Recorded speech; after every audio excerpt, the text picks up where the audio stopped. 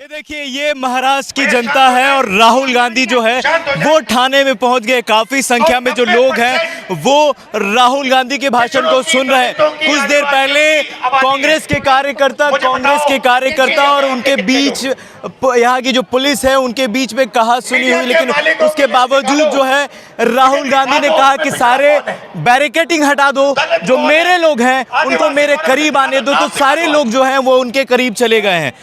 क्या नाम है? विश्वास उटेगी। विश्वास जी, विश्वास किस पे है? राहुल गांधी पर है। राहुल गांधी पे? हाँ। 10 साल मोदी जी पर नहीं हुआ, 10 साल दिया। मोदी जी को अभी मिट्टी नहीं मिलाना है। मोदी की सरकार, भाजपा की सरकार भ्रष्टाचारी सरकार है। 10 साल में इससे देश के अर्थव्यवस्था को उन्होंने मिट्टी में भी दिलाया। मैं बैंक वाला हूँ, बैंक उनको बेचने हैं, इंश्योरेंस उनको बेचना है, ऑयल तेल रेलवे बेच चुके हैं। अब इस देश को बेचने के लिए उन्होंने एसेट मोनेटाइजेशन पाइपलाइन बनानी है। ऑलरेडी हमने बॉन्ड में देखा, करीब 16,000 करोड़ का 95% उनके खाते में गया है। ये भ्रष्टाचार तो इलेक्शन में जाने के पहले प्रूव हो गया है। तो अब मोदी को जेल होनी चाहिए, क्योंकि इलेक्शन कमीशन अनाउंस करेगा आज। तो आचार संहिता आने के पहले मोदी के भाजपा का भ्रष्टाचार अब खुल गया है। तो इसलिए राहुल गांधी ने कही ये रस्सी मेरे लिए नहीं है, ये फांसी का फंदा बनेगा मोदी के लिए। अब राहुल गांधी ने यहाँ पे कहा है ये रस्सियाँ खोल दो, ये रस्सियाँ मोदी को फांसी के लिए है, क्योंकि इलेक्टोरल बॉन्ड में काला पैसा सफेद किया है, एसेट मोनेटाइजेशन पाइपलाइन में काला पैसा सफेद किया है, डीमोनेटाइजेशन प्लान में काला पैसा सफेद किया है। ये मोदी का भाजपा पूरा भ्रष्टाचारी है।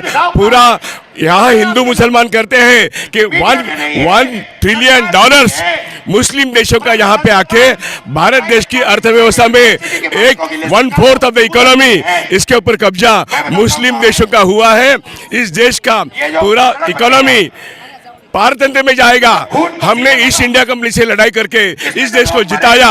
वो थे महात्मा गांधी, वो थे जवाहरलाल नेहरू। आज दूसरा हमारा पारतंत्र हो रहा है, क्योंकि पूरा $4 ट्रिलियन में $1 ट्रिलियन ये मुस्लिम देशों का है। अमेरिका और इसका भी नहीं है, वो चाइना का भी है। अब देश पूरा आर्थिक पारतंत्र में जा रहा है।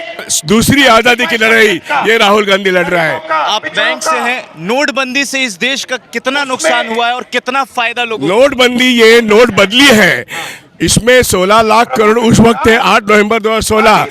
मैं आरबीआई के गवर्नर को चैलेंज करके कहता हूं, आज 32 लाख करोड़ छापे हुए करेंसी है।